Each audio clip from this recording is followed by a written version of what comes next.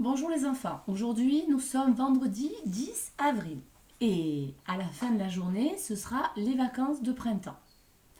Donc pendant 15 jours je ne vais plus faire de vidéos de mathématiques et de lecture d'albums de notre classe. Par contre je vous enverrai le lien d'un blog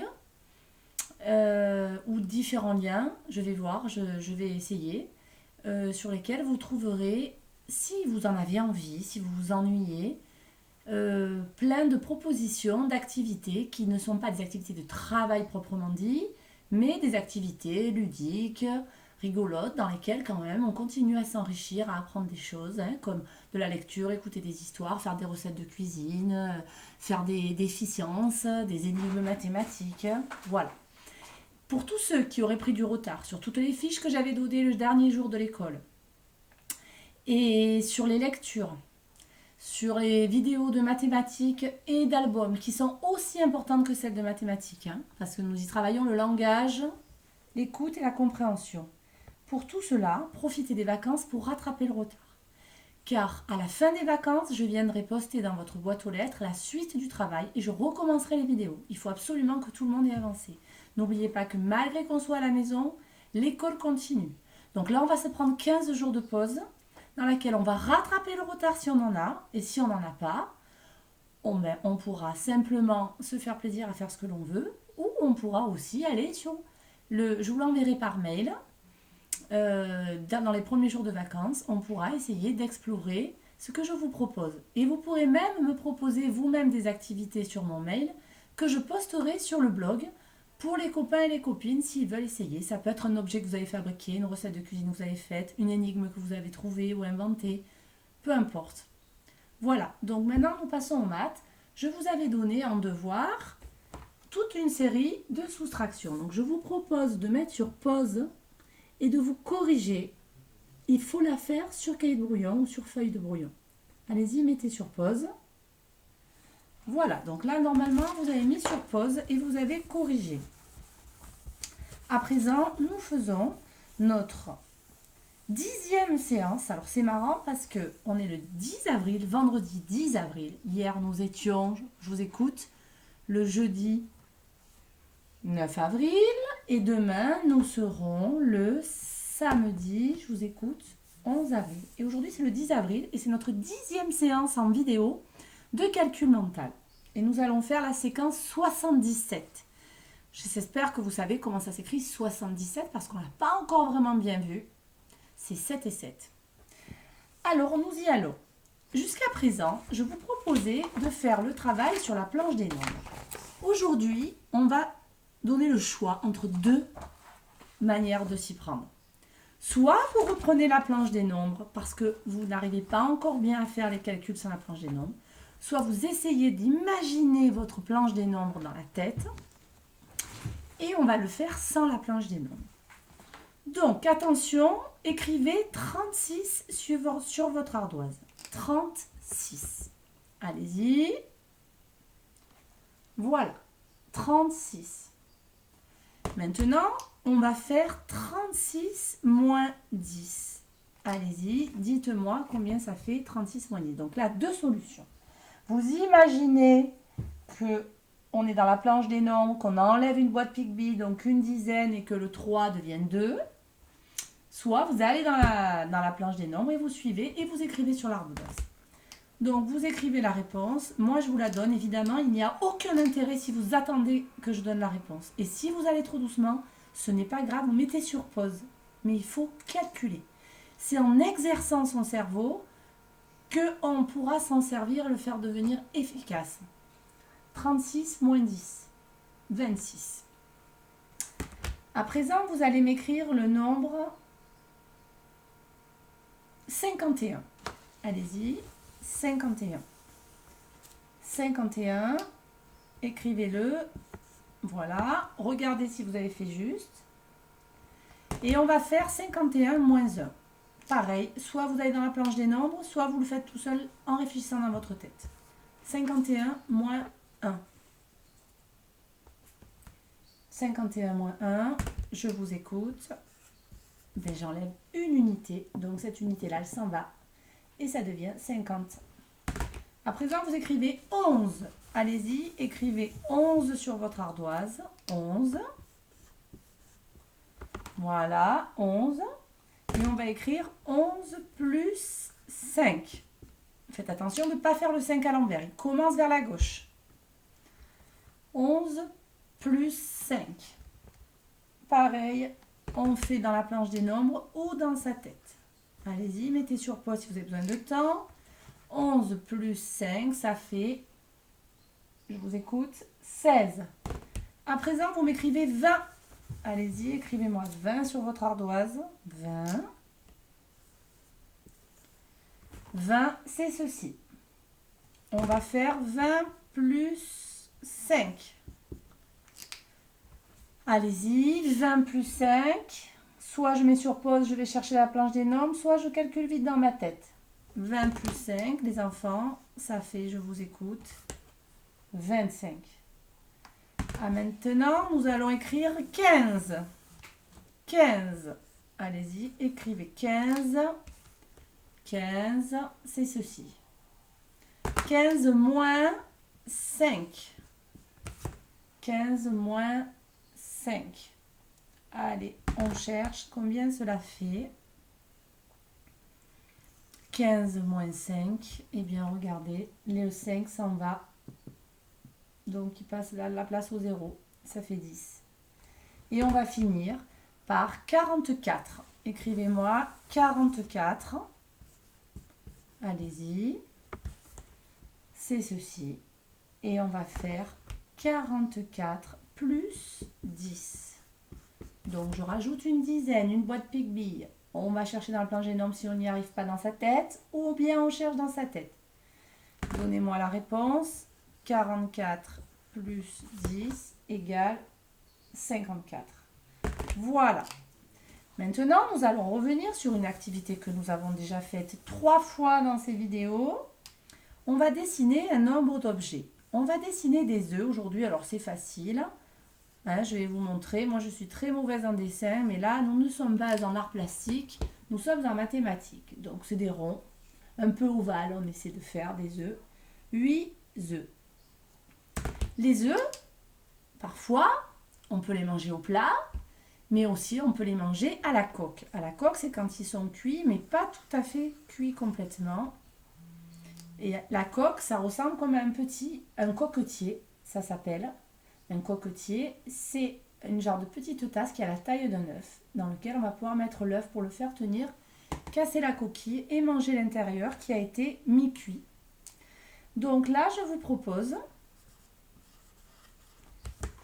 d'avoir 8 œufs, mais seulement 2 coquetiers. Aïe, aïe, aïe. Combien va-t-il me manquer de coquetiers? Alors attention, je ne veux pas la réponse directement.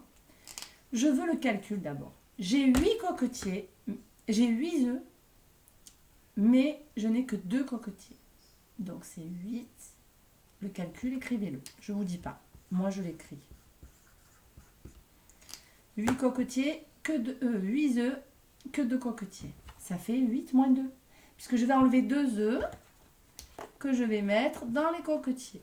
Et ensuite, qu'est-ce qui me reste? 6. On va refaire un autre cas. Je vous laisse dessiner toujours 8 œufs. Et cette fois-ci, 5 coquetiers. Allez-y. 1, 2, 3, 4, 5, 6, 7, 8. Et cette fois-ci, 5 coquetiers. Alors, pour ceux qui n'ont pas besoin du dessin, vous écrivez le calcul, pas la réponse directe. Le calcul. Les autres, vous mettez sur pause, vous faites le dessin, vous reliez les œufs avec les coquetiers, vous entourez et vous mettez. Mettez sur pause parce que je vais donner la réponse, mais je veux que vous cherchiez tout seul. Les autres, vous pouvez mettre directement le calcul et la réponse, mais pas que la réponse. C'est important de traduire une situation de problème par un calcul, tout le temps en mathématiques. Donc voilà, si j'ai 8 coquetiers et 8 œufs, ben dis donc, et 5 coquetiers, ça fait 8 moins 5 et il me manque 3 coquetiers. J'ai 3 œufs tout seul. Voilà. À présent, nous allons revenir sur nos additions de nombres à 2 chiffres. Vous allez partager votre ardoise en deux. Vous allez me représenter comme des dés 15 et comme des dés 36. Allez-y. Donc, si vous avez peur que j'aille plus vite que vous, on a dit comme des dés, hein, vous mettez sur pause. Moi, je suis en train de le faire aussi. Voilà. On représente 36 et 15 comme des dés. Alors, dans 15, combien y a-t-il de dizaines? Eh bien, une. Et dans 36, 3. Et combien d'unités dans 15? 5. Et dans 36, 6. Donc, mettez sur pause. Moi, j'ai fini. Donc, regardez. Là, j'ai 15. Donc, 10 billes plus 5. 10 plus 5. Et 30. Donc, je vais les entourer déjà, celles qui sont déjà par dizaines. Voilà les dizaines. 10, une dizaine. Regardez, une dizaine. 3 dizaines. Et 6 unités. Et maintenant, je vais faire plus. Je vais mettre tout ça ensemble. Donc, tout ça ensemble, ça me fait 4 dizaines. Mais là, j'ai 6 et 5. Est-ce que je ne peux pas faire une dizaine encore avec ce qui me reste? Allez-y, faites-le. Mettez sur pause. Je le fais moi aussi. Voilà, regardez. 5 et 5. 5 et 5. Ça fait 10. Donc, j'ai fait une dizaine. Et il ne me reste plus qu'une bille toute seule. Combien j'ai de dizaines? Rappelez-vous, on va mettre le petit tableau avec dizaines et unités. Très important ça. Combien j'ai de dizaines? 1, 2, 3, 4. Plus une cinquième que j'ai formée avec les petites billes qui étaient toutes seules. Ça fait 5 dizaines. Et combien de billes restent seules? Là, il n'y en a plus. Là, il y en a une. Donc, ça fait 51. Alors, on en refait un à la manière de Dédé. Attention, on va faire 23 plus 19. Dessinez-moi 23 comme Dédé et 19 comme Dédé. Vous additionnez tout et vous me dites combien ça fait. Vous mettez sur pause, moi aussi, et on se retrouve quand on a trouvé. Regardez, 23, 2 paquets de 10, 3 billes. Un paquet de 10, 9 billes. Je les mets ensemble. Là, combien me manque-t-il de billes pour faire un nouveau paquet? Il m'en manque une. Je vais prendre celle-là et je vais la mettre avec eux pour faire 10. Combien il me reste seul? Donc là, très important, je fais mon petit tableau avec les dizaines et les unités. Faites-le les enfants. Quand on reviendra en classe, je vous le ferai faire tout le temps. C'est très très important, ça vous servira en CE1 jusqu'au collège ça. Combien de paquets de 10 je compte? 1, 2, 3, 4. Combien de billes toutes seules? 2. Et voilà, ça fait 42. Alors j'aurais pu aussi me dire, ben, ça fait une dizaine plus 2 dizaines, ça fait 3 dizaines. Et puis là, 9 plus 3, ça fait 12, ça fait encore une dizaine. Ça faisait 4 dizaines et 12, 2 unités. Ça, c'est pour ceux qui arrivent à calculer déjà dans leur tête. Mais ceux qui n'y arrivent pas encore, ce n'est pas grave. Et je répète, on n'apprend pas la technique de l'opération encore parce que ça n'aurait aucun sens et ça ne servirait à rien pour l'instant. Ce n'est pas la peine en CP de faire ça. Voilà. Donc, à présent, regardez un peu ce que l'on va faire. On va faire le chemin inverse de la dernière fois. La dernière fois, je mettais 9 billes dans ma boîte Pigby et j'en ai ajouté 3. Et bien là, j'ai mis 3 billes et je veux en ajouter 9. Donc, à votre avis, est-ce que c'est plus facile de mettre 3 billes dans la boîte et de mettre les 9 après? Ou de mettre d'abord les 9 et mettre les 3 après? D'abord, est-ce que c'est différent? Est-ce que c'est différent de faire 3 billes plus 9 ou 9 billes plus 3? Est-ce que ça revient au même, à votre avis? Alors, vous pouvez essayer. Prenez chez vous. Vous prenez 3 objets et 9 objets. Vous les mettez ensemble. Combien vous avez d'objets? Et après, vous prenez d'abord 9 et 3. Vous les mettez ensemble. Combien vous avez d'objets? Mettez sur pause, faites-le. Est-ce que c'est différent? Eh bien non. Regardez, si je mets... Alors, attendez. Si je mets d'abord 3 plus 9. 3 plus 9. Là, je mets celle-là, je la barre. Ça fait 10 plus 2. Ça fait 12. Maintenant, si je fais 9 plus 3. Eh bien, je fais la même chose. J'en barre une pour la mettre ici. Et ça me fait 12.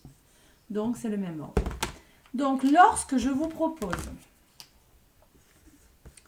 3 plus 9, dans votre tête, vous pouvez vous dire 9 plus 3, c'est pareil. Et c'est plus simple. Parce que 9, il manque une bille pour faire 10. Je prends la bille d'ici, je fais 10. J'en ai une de moins, ça me fait 2. Ça fait 12. Voilà. Après, chacun développe ses stratégies. Si vous en avez une qui marche mieux pour vous, il n'y a aucun problème. Donc là, on va en faire quelques-uns. Donc, à vous de mettre dans l'ordre que vous voulez. Attention, je vais faire 5 plus 9. Donc, vous pouvez mettre sur pause. Vous pouvez dessiner la boîte Pic-Bille ou comme des dés, comme vous voulez. 5 plus 9. Sachant que la dernière fois, on a fait 9 plus 5. Pour moi, dans ce sens-là, c'est plus facile. Donc, je peux lire dans l'autre sens. Avec l'addition, ça ne change pas le résultat. Vous pouvez refaire le test que je vous ai conseillé de faire. Allez-y, mettez 5 plus 9. Ça fait 14. On continue. On va faire 2 plus 9. Vous écrivez le calcul, 2 plus 9. Et vous me donnez la réponse. Ceux qui ont besoin de faire un dessin, vous dessinez les billes dans la boîte. Voilà. Vous mettez sur pause si ça va trop vite. Ça fait 11. Encore un. On va faire 7 plus 9. 7 plus 9, écrivez-le. 7 plus 9 égale. Je vous rappelle que 7 plus 9, c'est peut-être plus facile de se dire 9 plus 7. Mettez la réponse. Donc moi, j'enlève un pour le mettre dans la boîte, remplir la boîte ici. Ça fait 10. Et là, j'en ai un de moins que j'ai pris, ça fait 6. 10 et 6, 16. On en fait un dernier. 4 plus 9. Écrivez le calcul. 4 plus 9. Mettez sur pause si vous avez besoin de faire le dessin. Et toujours la même technique. Pour calculer dans sa tête, on prend une bille, on la met dans la boîte et il m'en reste une de moins. Et voilà. Bon, à présent, nous allons prendre Pic-Bille, la séquence 77. 77, c'est 7 et 7. C'est celle-ci. Et nous allons, dans les ronds, faire une dictée de nombres en chiffres. Donc, mettez sur pause si vous n'êtes pas prêts. Sinon, on y va. On prend le crayon et la gomme. Dans le rond violet, vous m'écrivez 12. 12. Dans le rond, le cercle vert, vous m'écrivez 47. 47. Dans le cercle rose, vous écrivez 59, pardon. 59. Dans le cercle bleu, 32. Dans le cercle rose, 17. Je répète dans l'ordre. 12, 47, 59, 32, 17. Je donne la correction, mettez sur pause si vous avez besoin. Voilà. Alors maintenant, on va expliquer la séquence 77 et vous pourrez la faire tout seul ensuite. Donc ici, vous lirez, il faut tout lire. Hein. Donc l'écureuil compte 4 plus 9. Regardez, 4 que Pic-Bille avait déjà dans sa boîte et lui en amène 9. Mais regardez, l'écureuil, il va compter 4 plus 9. Donc comptez comme sur l'écureuil, vous mettez le résultat. Et après, lui, Pygmy, il va faire la même chose, mais il va commencer par 9. Il va prendre d'abord 9 billes qu'il met dans sa boîte, puis il s'en amène 4. 9 plus 4. Regardez combien ça fait. Vous verrez, si 4 plus 9 et 9 plus 4, c'est la même chose. Et vous choisirez quelle est la méthode la plus facile, celle de l'écureuil ou celle de Pygmy. Et là, au crayon, pour trouver les réponses de toutes ces additions, vous pouvez vous faire la même chose. Vous mettez celui que vous préférez et de l'addition, ou le 9 ou le 9 ou le 3 par exemple pour la première. 9 ici, 3 là, ou l'inverse. Et après, vous calculez. Et à chaque fois, vous pouvez regommer si vous avez besoin du dessin. Ceux qui n'ont plus besoin du dessin, mais vous le faites sans dessin. Ici, pareil, on vous dit de calculer l'addition en vous aidant du schéma, soit à la manière de Pygmy, soit à la manière de Dédé. Tout à l'heure, on n'a fait que Dédé. Ici, toujours pareil, on écrit en partant de 1, on essaie de suivre, sachant que chaque boîte, c'est 10. Donc, c'est pas la peine de repartir du début. Là, je sais quand j'arrive au bout, 10, 20, etc. Ensuite, nous passons à la double page, parce que la 77, il y a une double page. Toujours pareil, addition comme Pygmy. Là, vous avez l'habitude maintenant, on lit la phrase, on complète. Cette fois-ci, ça sera des bouteilles avec des bouchons. Donc, il va y avoir des bouteilles sans bouchons. Vous mettez le calcul qui correspond avec le résultat. Et ici, on fait une phrase réponse. Il y a bouteille sans bouchon. Et le sans, ça s'écrit S-A-N-S. Ici, regardez un peu, nous avons des paquets de craies. Et des craies toutes seules. Donc, à vous d'écrire combien il y a de craies bleues, de craies vertes et de craies jaunes. Et là, on calcule et on essaie de trouver des manières de calculer. Comme nous avons fait il y a 2 séances, en comptant de 5 en 5, de 10 en 10. Il faut toujours trouver des stratégies pour aller un peu plus vite. Voilà. Donc, je vous souhaite un bon travail. Si vous avez des problèmes, vous n'hésitez pas à m'envoyer des SMS ou m'appeler. Donc, c'est la dernière séance de maths avant les vacances. Donc, on se retrouve après les vacances pour les séances de maths. Par contre, il va y avoir encore des séances de lecture aussi, pour jeudi et vendredi. Allez, au revoir les enfants.